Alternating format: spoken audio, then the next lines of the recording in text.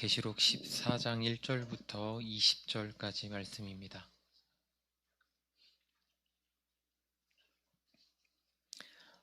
제가 읽겠습니다.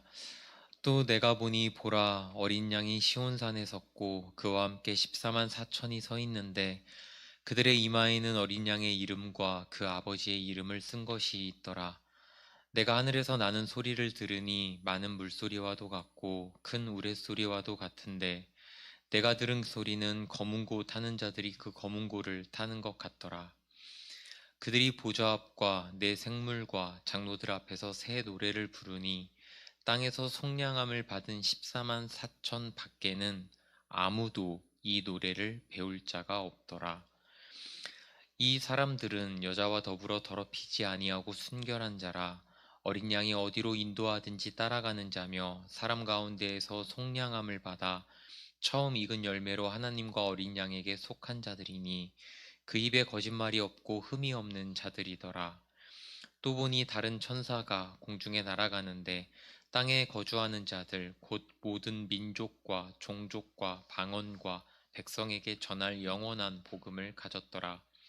그가 큰 음성으로 이르되 하나님을 두려워하며 그에게 영광을 돌리라. 이는 그의 심판의 시간이 이르렀음이니 하늘과 땅과 바다와 물들의 근원을 만드신 이를 경배하라 하더라.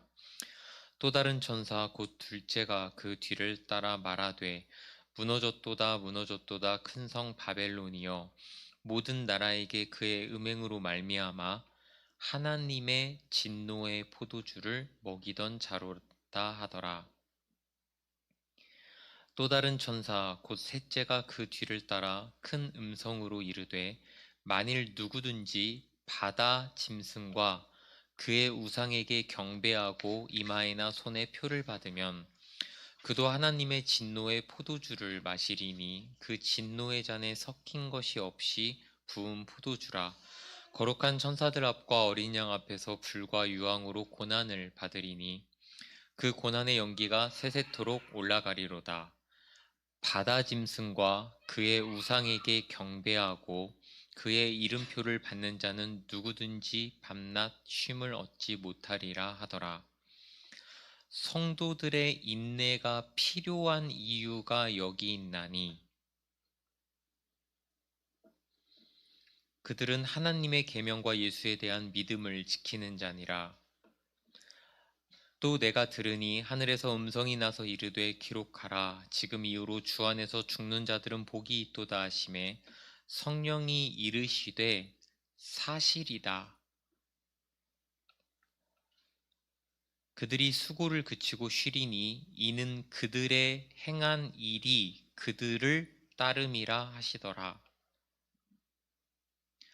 또 내가 보니 흰 구름이 있고 구름 위에 인자와 같은 이가 앉으셨는데 그 머리에는 금 면류관이 있고 그 손에는 예리한 낫을 가졌더라. 또 다른 천사가 성전으로부터 나와 구름 위에 앉은 이를 향하여 큰 음성으로 외쳐 이르되 당신의 낫을 휘둘러 거두소서. 땅의 곡식이 다 익어 거둘 때가 이르렀음이니이다 하니 구름 위에 앉으신 이가 낫을 땅에 휘두르매 땅의 곡식이 거두어지니라. 또 다른 천사가 하늘에 있는 성전에서 나오는데 역시 예리한 낫을 가졌더라. 또 불을 다스리는 다른 천사가 제단으로부터 나와 예리한 낫 가진 자를 향하여 큰 음성으로 불러 이르되 내 예리한 낫을 휘둘러 땅의 포도송이를 거두라. 그 포도가 익었느니라 하더라. 천사가 낫을 땅에 휘둘러 땅의 포도를 거두어 하나님의 진노의 큰 포도줄 틀에 던짐에 성 밖에서 그 틀이 밟히니 틀에서 피가 나서 깊이는 말 굴레까지 닿았고 거리는 1600 스다디온에 퍼졌더라. 아멘.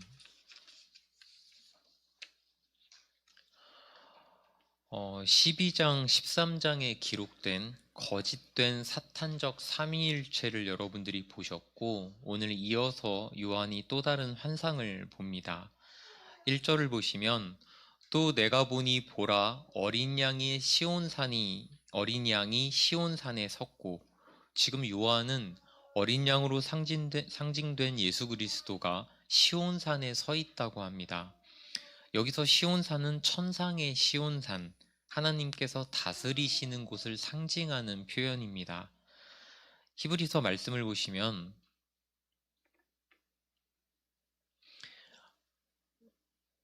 너희가 이른 곳은 시온산과 살아계신 하나님의 도성인 하늘의 예루살렘과 이런 기록들을 보시면 시온산이 하나님의 도시를 상징하는 표현임을 알 수가 있죠. 이곳에 하나님께서 세우신 어린 양이 서 있습니다. 12장에서 큰 붉은 용, 즉 사탄은 바다 모래 위에 서 있었는데 지금 어린 양은 산에 서 있습니다. 불안정한 기반 위에 서 있는 사탄과 반석 위에 서 있는 어린 양의 모습도 하나의 메시지일 수 있습니다. 또한 성경에서 시온산은 구원과 연관이 있는 장소였습니다. 내가 나의 왕을 내 거룩한 산 시온에 세웠다 하시리로다. 내가 여호와의 명령을 전하노라. 여호와께서 내게 이르시되 너는 내 아들이라. 오늘날 내가 너를 낳았도다. 시편은 하나님께서 구원자 그리스도를 이 시온에 세우셨음을 말하고 있습니다. 그런데 지금 이 어린 양 예수와 함께 누가 함께 서 있습니까? 14만 4천이 같이 서 있습니다. 이 숫자는 어떤 이단이 말하는 것처럼 실제적인 수가 아닌 것 아시죠? 우리가 이미 본 바와 같이 하나님의 셀 수 없는 큰 무리를 표현하는 수일 뿐입니다. 다시 말해서 지금 우리가 예수님과 함께 서 있는 겁니다. 12장의 바다 모래 위에 서 있는 사탄의 세력에 당당히 맞서서 우리가 예수님과 함께 서 있는 겁니다. 우리는 평생에 걸쳐 사탄의 압제와 핍박을 받습니다. 그런데 어린 양이 시온산에 설 때에 우리는 예수님과 함께 이 12장 17절에 기록된 이 사탄에게 당당히 맞서서 설 수 있게 됩니다. 이 마지막 날에 펼쳐질 이 위대한 그림을 보셔야 합니다. 그때 우리의 이마에는 14장 1절의 후반부 그들의 이마에는 어린 양의 이름과 그 아버지의 이름을 쓴 것이 있더라. 그때 우리 이마에는 어린 양의 이름과 아버지의 이름이 있을 겁니다. 우리는 이미 13장에서 짐승의 표를 받은 사람들을 보았습니다. 아마도 사탄이 신명기 6장에서 이 하나님의 말씀을 손목에 메고 이마에 붙이라라는 이 말씀을 사탄이 흉내내어서 요한계시록 13장을 보시면 자신을 따르는 사람들의 이마에 그 표를 붙이고자 했을 수 있습니다. 이것도 거짓된 사탄적 삼위일체가 하나님의 어떤 일들을 따라하는 모습이 되겠죠. 이마는 사람이 볼 때 가장 잘 보이는 곳이기도 하지만 사실 이마는 한 사람의 내면의 모든 것이 드러나는 어떤 상징적인 곳이라고 보아도 됩니다. 이곳에 이름이 기록되어 있습니다. 이름이라고 하는 것은 한 사람의 존재가 담긴 상징적인 것이죠. 요즘에는 이름을 지을 때 예쁘게 들리는 그 성음에만 집중하고 또 유행을 따라 죄다 유사한 글자를 사용하는 것이 특징이지만 이러한 장명은 이름에 담긴 어떤 존재에 대한 깊은 고민이 없는 행위입니다. 이름은 타인이 부르고 내가 듣기 좋게 짓는 요소도 분명 중요하지만 더 중요한 요소는 평생을 그 이름으로 불리는 당사자의 존재가 그 이름에 담기느냐 이것입니다. 그렇기 때문에 내 존재의 의미를 담은 이름은 세상에 널리 알리는 자기 소개이자 존재를 드러내는 고백이기도 한 것입니다. 이 이름을 지금 어디에 붙여놓고 있습니까? 가장 잘 드러나는 곳에 붙입니다. 그래서 어린 양의 피로 구속함을 받아 하나님의 보호와 인도를 받는 우리들은 사탄의 표가 아니라 어린 양의 이름과 아버지의 이름을 이마에 붙이는 겁니다. 이것은 말씀드렸듯이 겉으로 드러나게 되는 우리 내면의 존재이기도 합니다. 지금은 우리 이마에 아무것도 없지만 언젠가 우리의 존재가 드러나게 될 때에 우리의 이마에는 어떤 이름이 붙어 있을까요? 오늘 우리는 예수님과 함께 서 있는 셀 수 없는 무리들을 보고 있습니다. 여러분들은 여러분들의 현재 자리는 어디입니까? 혹시 여러분들이 서 있는 곳을 옮겨야 하지는 않겠습니까? 우리는 아직 전쟁 중임을 잊지 마시기 바랍니다. 이 사실을 늘 자각해야 우리 안에 의무와 사명과 책임감을 잊지 않을 수 있습니다. 2절을 보시면 내가 하늘에서 나는 소리를 들으니 많은 물소리와도 같고 큰 우레소리와도 같은데 내가 들은 소리는 검은 고 타는 자들이 그 검은 고를 타는 것 같더라. 지금 1절이 사탄에게 맞서 당당히 서 있는 예수님과 우리의 존재를 그리고 있는데 2절에는 놀랍도록 하늘에서 들리는 찬양과 경배 소리를 그리고 있습니다. 왜 그렇습니까? 이미 이 싸움의 결론이 났기 때문입니다. 사실은 끝난 싸움입니다. 그렇기에 하늘에서는 많은 물소리와도 같고 큰 우레소리와도 같고 검은 고를 타는 것 같은 우리가 알 수 없는 새로운 찬양과 경배 소리가 들려오는 겁니다. 예를 들어 에스겔은 천사들의 날개 소리를 이 많은 물소리로 묘사한 적이 있습니다. 그렇기에 지금 요한이 들은 이 소리는 단순한 찬양이 아니라 찬양의 전체적인 어떤 모습과 장엄한 광경의 일부일 수 있습니다. 3절을 보시면 그들이 보좌 앞과 내 생물과 장로들 앞에서 새 노래를 부르니 땅에서 속량함을 받은 14만 4천 밖에는 능히 아무도 이 노래를 배울 자가 없더라. 이것을 새 노래라고 하는데요. 이 새 노래는 하나님의 자녀밖에는 배울 수 없는 노래입니다. 다른 이들의 그 노래를 배울 수 없다는 것은 듣지도 부르지도 못한다는 겁니다. 짐승 새끼가 어미의 목소리를 알아보고 어미도 제 새끼의 목소리를 알아보듯이 오늘 이 노래는 우리만 들을 수 있는 겁니다. 찬양이란 이런 겁니다. 궁극적 승리라고 하는 명백한 내용이 있는 것. 이것이 찬양의 본질입니다. 그렇기에 찬양이란 사실 명백한 내용이 있는 사람만이 부를 수 있는 겁니다. 구약의 성전 찬양대의 헌신과 봉사의 모습은 이것을 보여주는 겁니다. 명백한 내용을 가지는 시간일 수 있습니다. 그래서 저는 한국교회의 찬양 문화도 바뀌어야 한다고 생각하는 사람입니다. 제가 어렸을 때부터 유행했던 열린 예배의 가장 큰 특징은 참여죠. 강대상과 청중의 경계를 허물어서 참여를 목적으로 하는 것이 열린 예배의 가장 큰 특징인데요. 열린 예배를 통해 제가 본 찬양의 모습은 어떤 면에서 보자면 반이성적인, 조금은 감정적인, 어떻게 표현하자면 거룩해 보이는, 신령해 보이는 그 무언가였습니다. 대부분의 이들이 찬양을 그렇게 대했습니다. 하지만 찬양이란 방금 보신 것과 같이 먼저 명확한 내용을 가지고 하는 매우 이성적인 행위여야 합니다.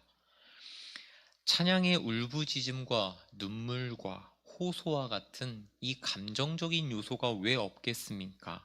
하지만 명백한 내용이 그 안에 없다면 그것은 그저 사람의 감정적인 해소이자 종교적인 느낌을 발산하는 것에 불과한 것이 됩니다. 제가 오랜 시간 많은 사람들을 보고 상담하면서 그릇된 찬양을 그만두게 한 것도 이 때문입니다. 그들에게 찬양의 기본이 되는 명백한 내용부터 다시 가르쳤습니다. 여러분은 진짜 찬양을 하셔야 합니다. 만일 지금 한국교회에서 매일 울려 퍼지는 이 모든 찬양이 하나님께서 흡족하게 받으시는 찬양이라면 세상과 교회가 이러지 않을 것입니다. 말씀도 그렇지만 찬양도 대단히 잘못되어 있다는 것이 저의 견해입니다. 우리 후세대는 이것을 바로잡아야 합니다. 그러기 위해 우리가 먼저 이 새 노래를 제대로 배워서 후대에게 가르칠 의무가 있다는 것을 잊지 마시기 바랍니다. 그래서 우리가 제대로 된 찬양 예배를 드리고자 하는 겁니다. 이를 위해서 여러분들 기대하시고 기도해 주시기 바랍니다.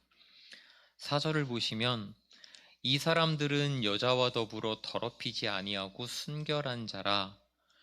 새 노래를 부르는 사람들이 누구인지를 말해주는 구절입니다. 여기서 여자와 더불어 더럽히지 아니하고 순결하다는 것은 영적, 도덕적 순결을 모두 말하는 겁니다.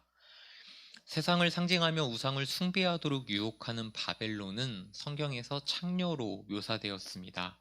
세상의 부와 쾌락을 더 사랑하도록 만드는 이 바벨론에 대항하여서 새 노래를 부를 수 있는 하나님의 자녀들은 세상에 끌리는 유혹을 참고 자신을 지킵니다.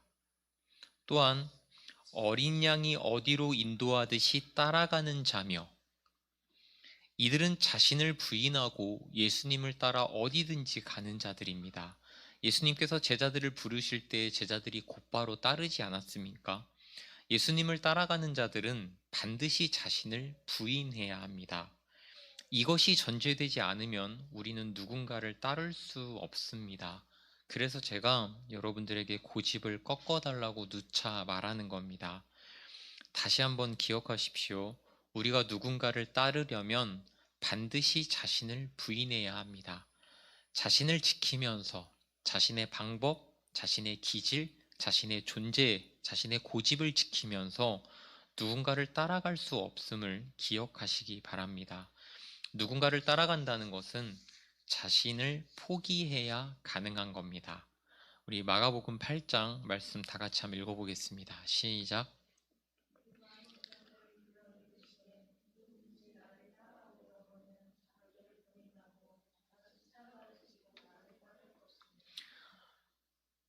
그런데 우리 존재는 사실 누군가를 위해서 우리 자신을 부인할 수도 없고, 그렇게 부인하고 누군가를 따라갈 수도 없는 존재가 맞습니다.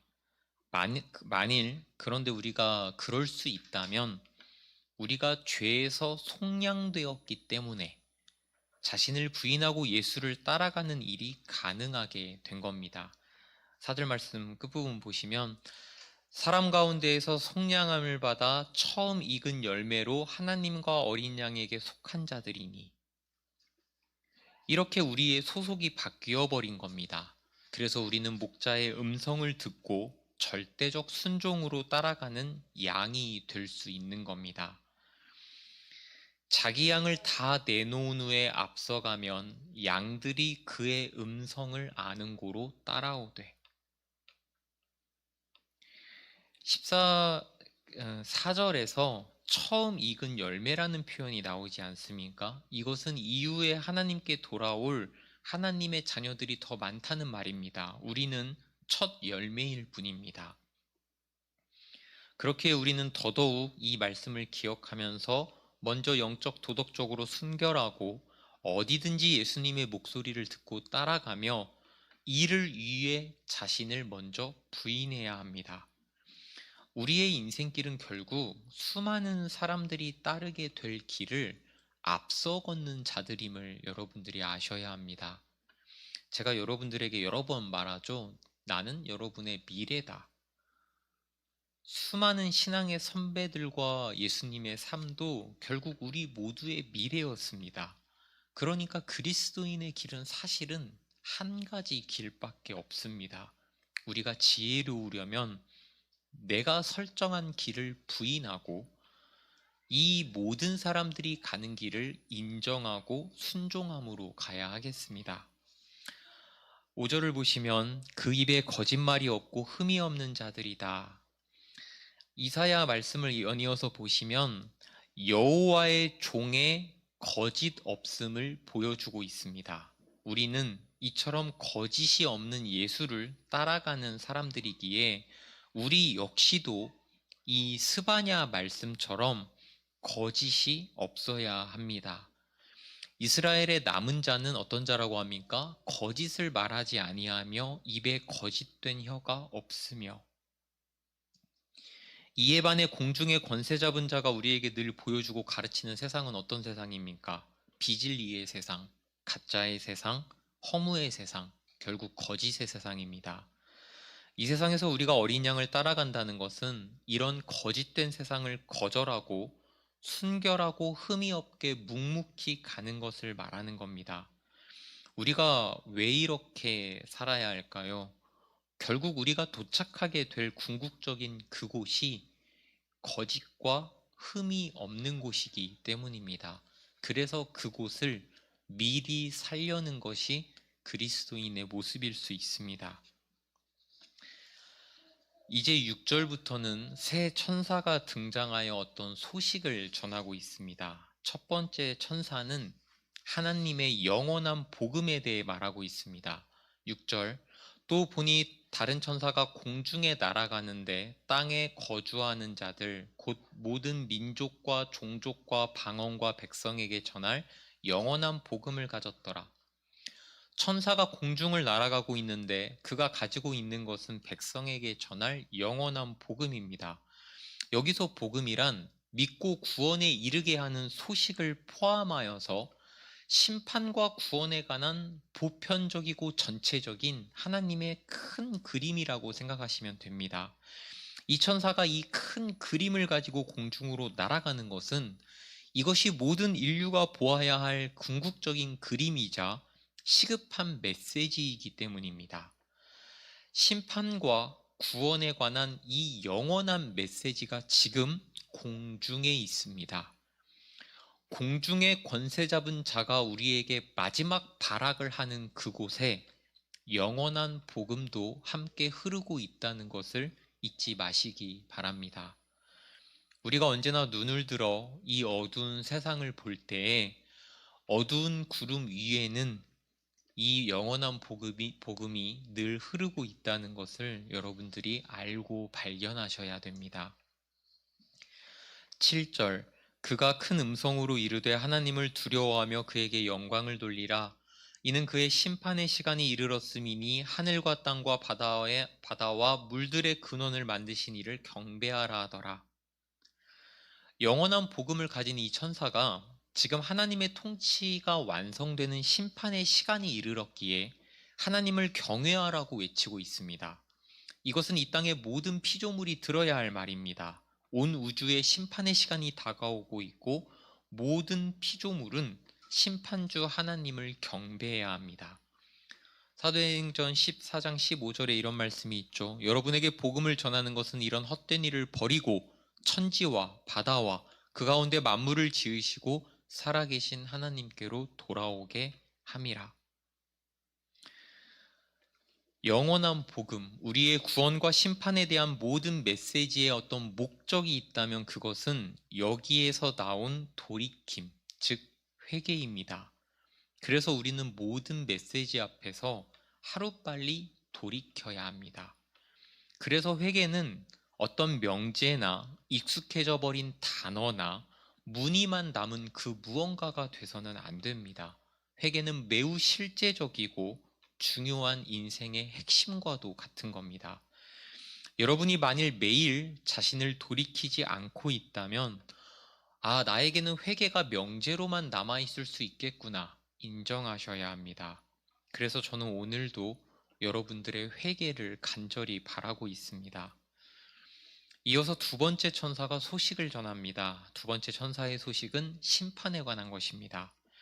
또 다른 천사 곧 둘째가 그 뒤를 따라 말하되 무너졌도다 큰 성 바벨론이여 모든 나라에게 그의 음행으로 말미암아 하나님의 진노의 포도주를 먹이던 자로다 하더라. 둘째 천사가 말하는 심판은 첫째 천사가 가지고 있었던 영원한 복음을 받아들이지 아니한 결과로서 발생하는 일입니다.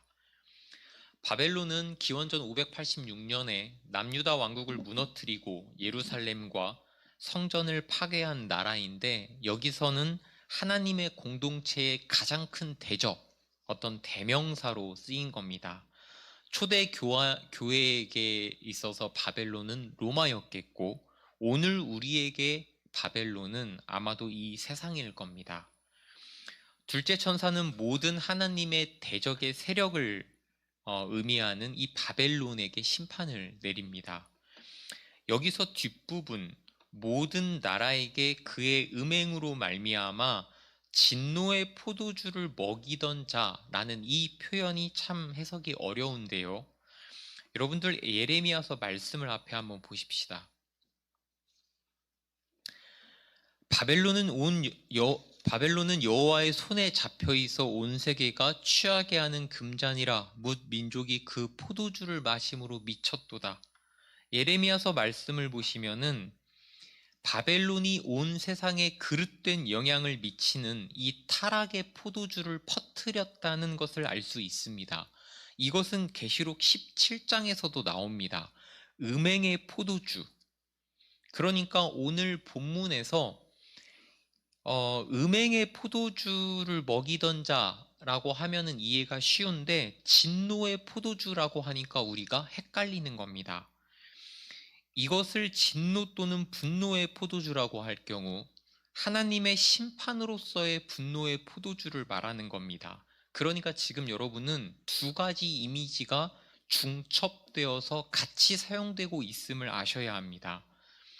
세상을 상징하는 바벨론이 세상에 퍼뜨리는 이 타락의 포도주는 결국 하나님의 진노를 가져오는 포도주다. 이 그림을 이해하시겠습니까?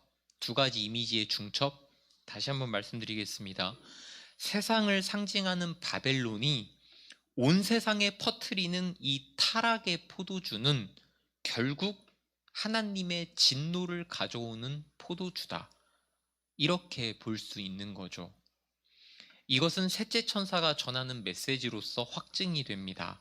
9절부터 보시면 또 다른 천사 곧 셋째가 그 뒤를 따라 큰 음성으로 이르되 만일 누구든지 무슨 짐승입니까? 바다 짐승과 그의 우상에게 경배하고 이마에나 손에 표를 받으면 그도 하나님의 진노의 포도주를 마시리니. 여기 나오죠. 하나님의 진노의 포도주가 심판으로 쓰이죠. 그 진노의 잔에 섞인 것이 없이 부은 포도주라 거룩한 천사들 앞과 어린 양 앞에서 불과 유황으로 고난을 받으리니. 여러분들 1절을 보시면 14만 4천 명의 이마에 무엇이 쓰여져 있었죠? 어린 양의 이름과 아버지의 이름이 있지 않습니까? 마지막 날에 다른 이름을 가진 자들은 하나님의 진노의 포도주를 받게 됩니다. 10절에서 그런데 섞인 것이 없는 부은 포도주라는 표현이 나오죠. 이게 무슨 말이냐? 고대의 포도주를 마실 때에는 물과 포도주를 섞어서 마셨습니다. 최대로 1대1. 사실은 물의 비율을 더 많이 넣어서 마셨다고 하죠. 그런데 지금 하나님의 진노의 포도주가 섞이지 않았다는 것은 하나님의 완전한 심판을 받게 된다는 어떤 이미지입니다. 그리고 10절 후반부에서 거룩한 천사들 앞과 어린 양 앞에서 심판이 이루어진다는 것은 하나님의 심판의 공정성과 완전함을 의미합니다. 11절을 보시면 그 고난의 연기가 세세토록 올라가리로다. 바다 짐승과 그의 우상에게 경배하고 그의 이름표를 받는 자는 누구든지 밤낮 쉼을 얻지 못하리라.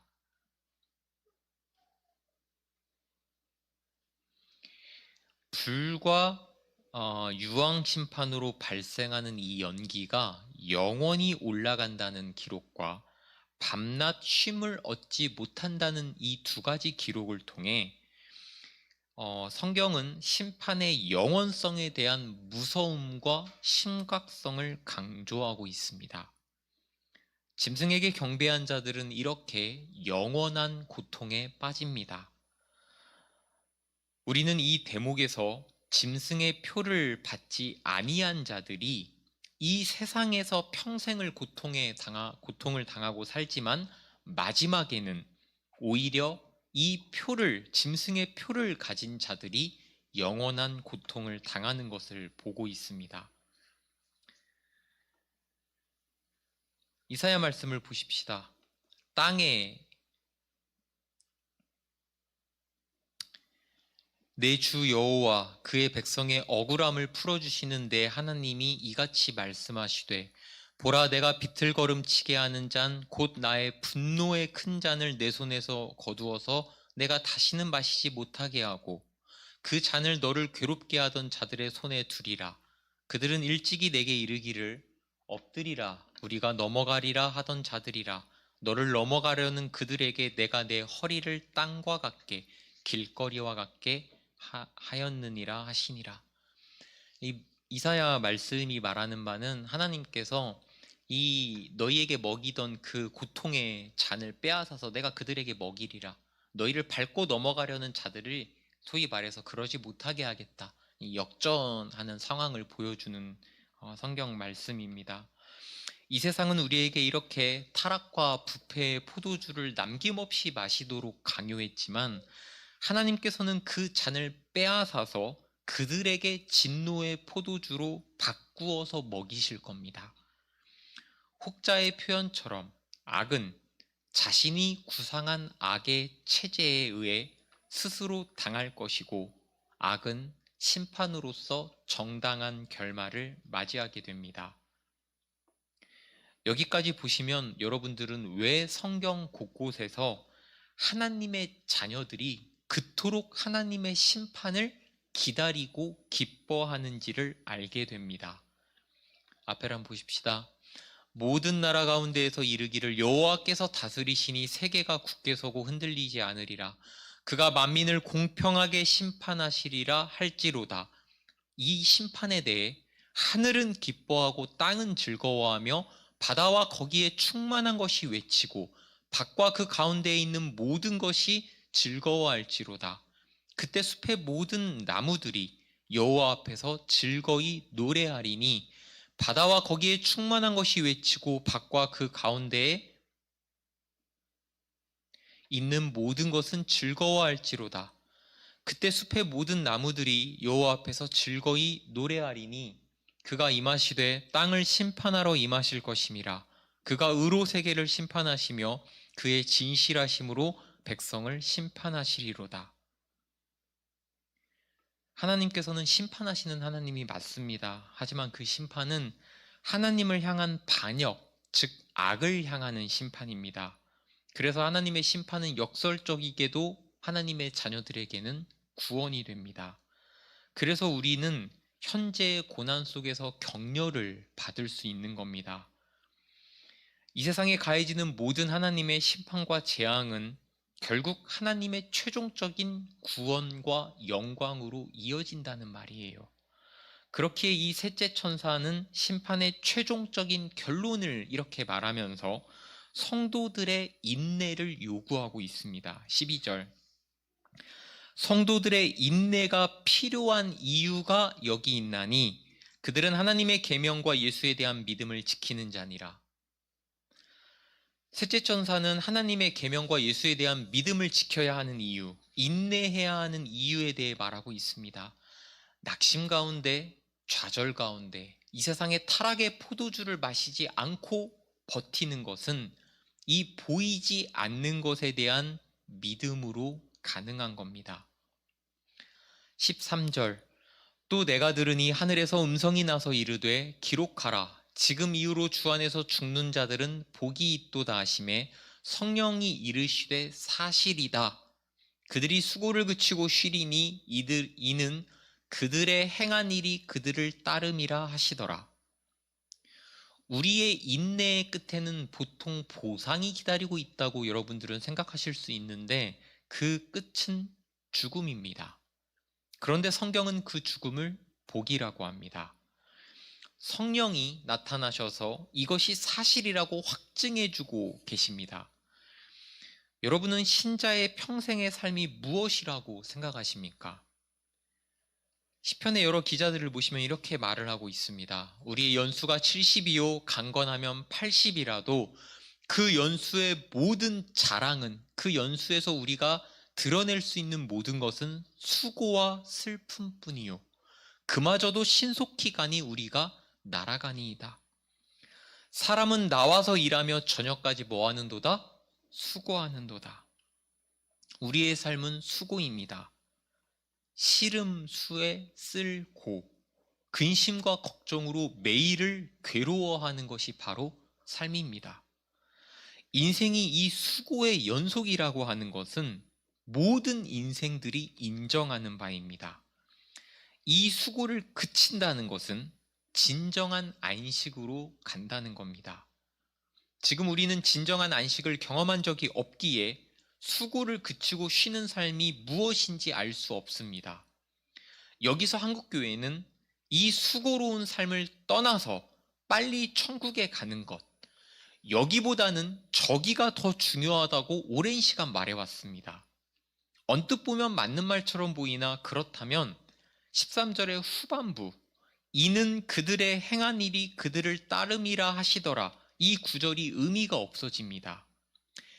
행한 일이 우리를 뒤따른다는 이 기록은 우리의 새로운 수고가 헛되지 않다는 말입니다. 우리가 이전에 했던 모든 수고, 헛된 수고들이 아니라 새로운 수고는 무엇입니까?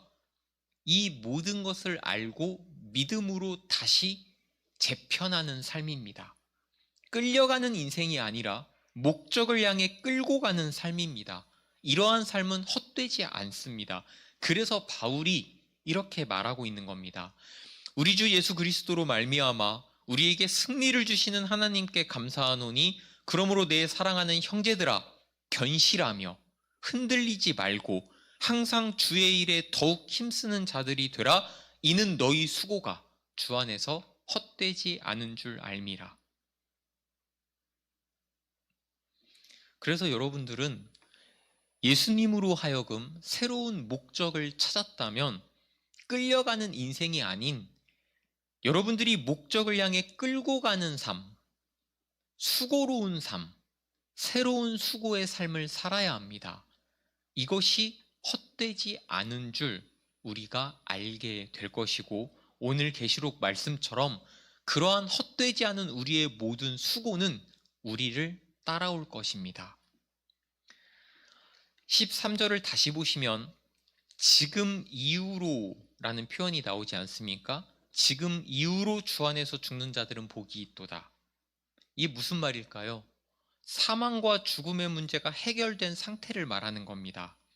예수님께서 사망과 죽음의 문제를 정복하셨기에 해결하셨기에 우리는 죽음을 넘어선 존재들이 되며 바로 이 상태에서 죽음이 복되다라고 하는 굉장한 역설이 나오는 겁니다. 죽음의 문제를 정복한 존재들은 그 삶의 방향과 목적이 이 땅에 있지 않아요. 죽음이 끝이라고 생각하는 사람들이 이 세상에서 즐기자, 먹자, 마시자 하는 것입니다. 죽음의 문제를 정복하고 영생의 문제를 바라보는 우리는 이 삶의 목적이 이 땅에 있지 않다는 말이에요. 그래서 말로만이 아니라 정말 우리는 하나님의 나라를 이 땅에서 실현하고자 하는 존재이자 그 나라를 이 땅에서도 살아가는 존재가 됩니다. 그러니까 이 땅에 허망하고 헛된 문제들에 매여서 거기에 목적을 두고 살아가지 않고 하나님의 영원한 하늘나라의 목적을 가져다가 이 땅에서 살려고 노력하는 것입니다. 여러분들이 어떤 길을 걷고 있음을 아시겠습니까? 요한은 이제 14절부터 또 다른 환상을 봅니다. 또 내가 보니 흰 구름이 있고 구름 위에 인자와 같은 이가 앉으셨는데 그 머리에는 금 면류관이 있고 그 손에는 예리한 낫을 가졌더라. 흰 구름이 나오고 인자와 같은 이, 금 면류관이라는 이런 묘사는 예수님을 상징하죠. 그가 날카로운 낫을 들고 있습니다. 이 낫이 어디에 쓰이는가에 따라 이 낫이 상징하는 바가 드러날 겁니다.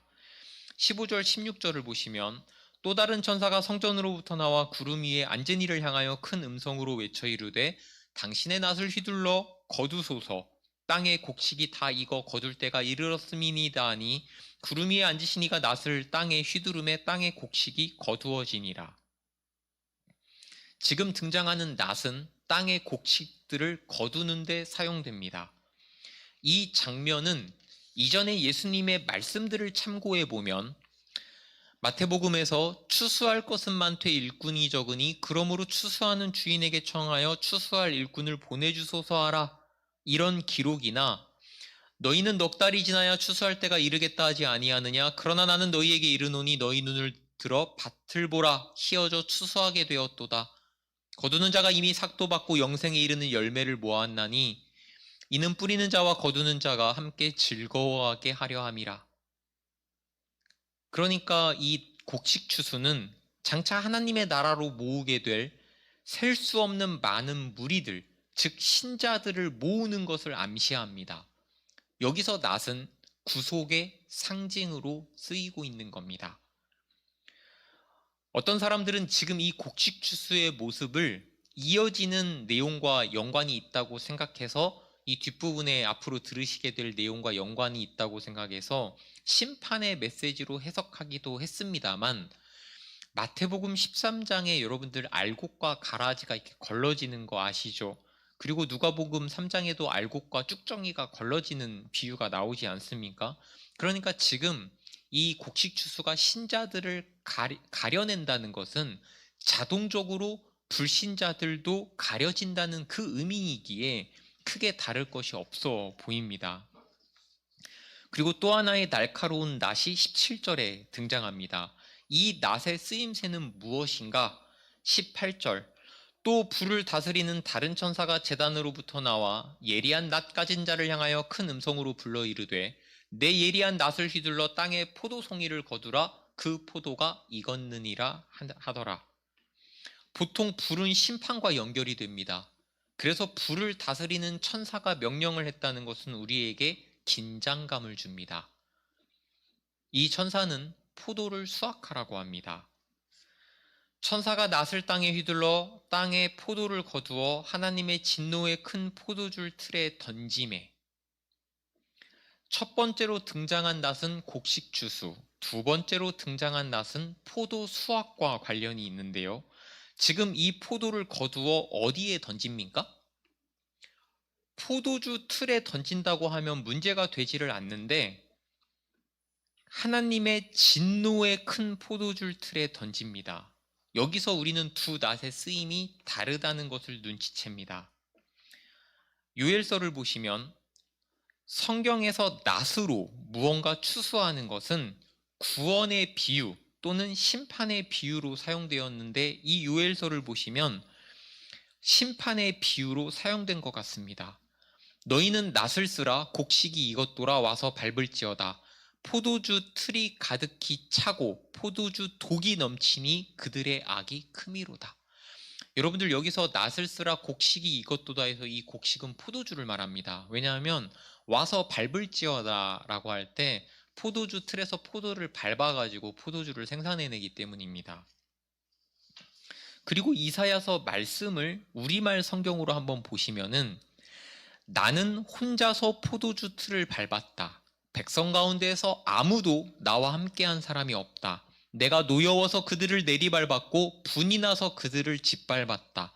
그러자 그들의 피가 내 옷에 튀어서 내 옷이 온통 피로 더럽혀진 것이다.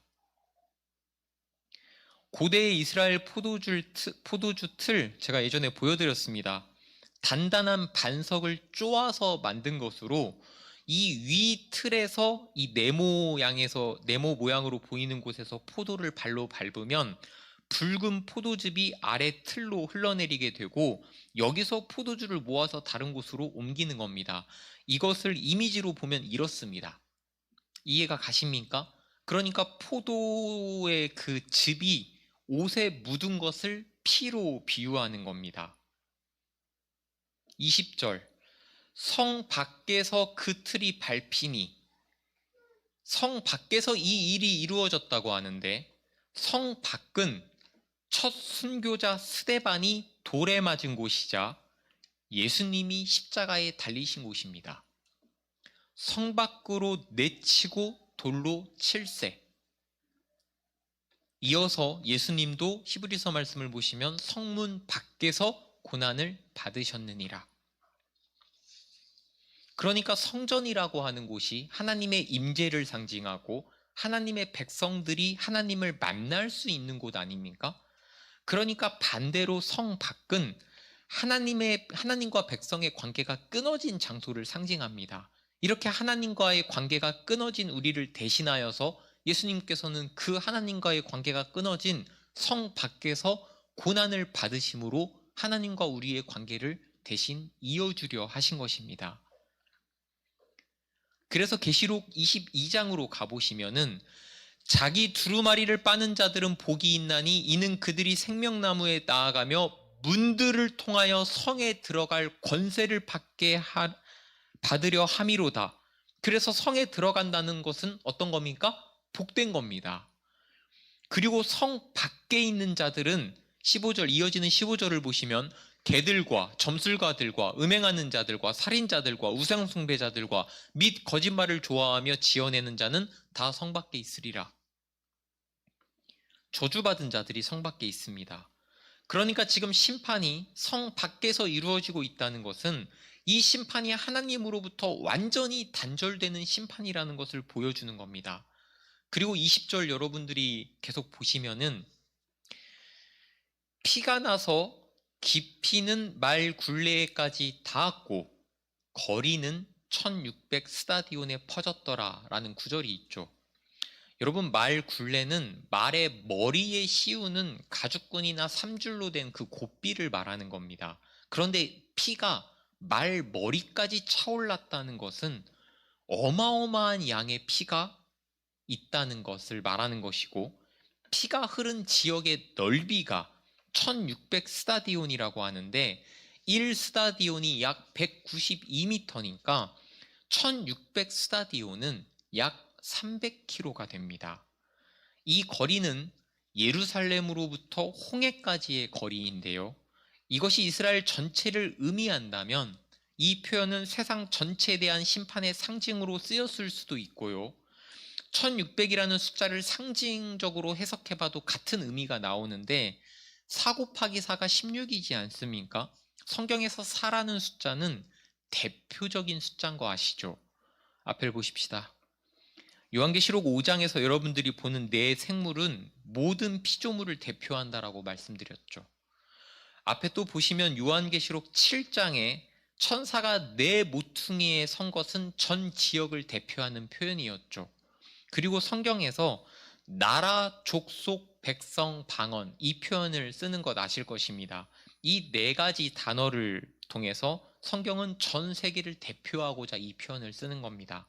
그러니까 지금 4라는 숫자는 세상 전체를 상징하는 수이고 그 4라는 숫자가 다시 한번 4에 곱해져 있습니다. 그리고 완전수 10도 완전수 10에 곱해져서 16과 100을 곱하면 1600이 됩니다. 그러니까 이 숫자는 온 심판의 온 우주적인 성격, 온 세상에 해당하는 완전한 심판을 의미합니다. 우리는 여기서 이 두 낫의 비유를 통해 하나님께서 구원을 이루시는 방식과 진노를 이루시는 방식이 연결되어 있음을 봅니다. 예수님의 십자가의 피를 눈물로 받아들이지 못하는 자는 결국 진노의 피를 받아들이게 될 것입니다. 두 낫의 교훈은 이것입니다. 히브리어를 헬라어로 번역한 70인역에서 여기 등장한 낫은 두루마리, 즉 말씀으로 번역되었습니다. 그래서 이 낫을 말씀으로 해석하는 사람들도 있습니다. 이러한 해석에 대해서는 예배 후 질의응답 시간에 다루도록 하겠습니다. 오늘 우리는 말씀을 통해서 구원과 심판과 승리 그리고 그때까지 우리들의 인내에 대해 들었습니다. 우리는 오늘 말씀 앞에서 다시금 그래서 어떻게 지금을 살아갈 것인가? 이 질문 앞에 서게 됩니다. 뻔한 이 질문 앞에서 우리는 우리 삶의 방향과 목적과 의미를 다시금 생각해 보고자 합니다. 그리고 우리 삶의 궤적을 조금이라도 수정하려고 합니다. 말씀 앞에서 우리의 마음과 영혼에 조금이라도 변화가 없다면 우리가 말씀을 들을 이유가 없지 않겠습니까? 세상의 여러 가지에 타협하면서 어느 정도의 평안과 쾌락과 거기서 떨어지는 부산물로서 자신의 허망하고 허무한 삶을 유지하고 그렇게 의미 없는 인생을 살 것인가? 아니면 그 모든 고집과 아집을 내려놓고 보잘것없는 가치처럼 보이지만 거기에 목숨을 걸고 묵묵히 이 세상에서 오는 고통과 조롱을 감수하면서 살 것인가? 우리 인생의 방향을 정하는 질문은 여러분들을 곧 찾아갈 것입니다.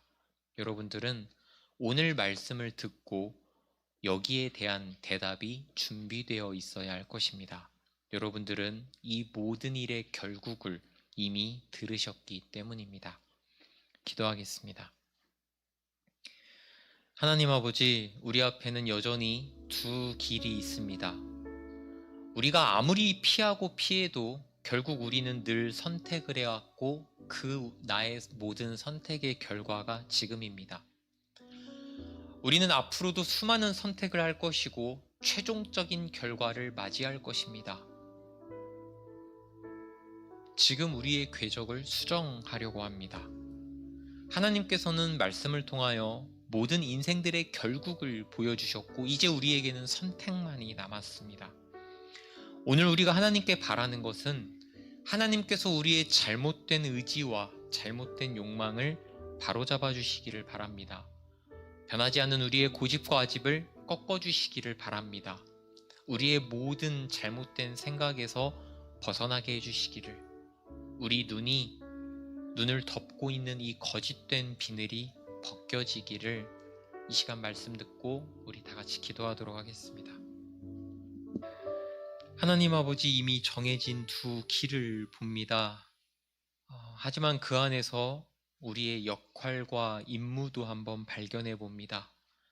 한 번뿐인 삶입니다. 후회 없게 하시고 회피하거나 도망가지 않게 하시옵소서. 하나님과 함께 당당히 사탄에게 서서 맞서는 우리가 되게 하여 주시옵소서. 우리를 가로막고 있던 모든 벽을 허물어 주시고 지금부터는 다른 인생을 살게 하시옵소서.